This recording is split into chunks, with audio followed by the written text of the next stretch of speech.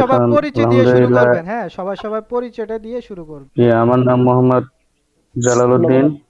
আমি টঙ্গী এক মাদ্রাসা খেদমতরত অবস্থায় আছি।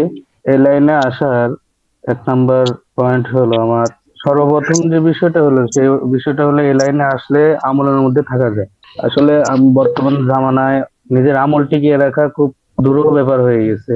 আসলে একজনের মাথা হাতে থাকলে বা একটা জিনিস নিয়ে থাকলে বা আমলের মধ্যে থাকলে নিজের বাইরের যে ফাহেসা কাজগুলা রয়েছে কাজগুলা থেকে বিরত থাকা যায়।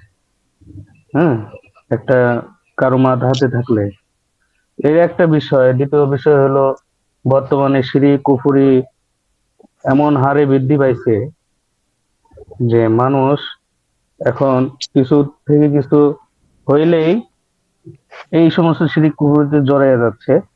তো আমরা যারা আছি এই সমস্ত যারা বিশেষ করে আলেম ওলামা যারা রয়েছে, তারা যদি এই সমস্ত বিষয়ে মানে ফিকির করে, তাহলে অনেক ব্যক্তি, অনেক রোগীরা তারা সেদিকের দিকে ধাবিত হবে না। তো একদিক থেকে এরকম করে যদি সকলে এরকম তাদের পাশে এসে দাঁড়ায়, তাহলে সমাজ থেকে শিরিক কুফরি থেকে অনেক মানুষ বাঁচতে পারবে। এটা হচ্ছে ২য় নাম্বার। ৩য় নাম্বার হলো নিজের পরিবারকে সেফে রাখতে পারা। এটা সর্ব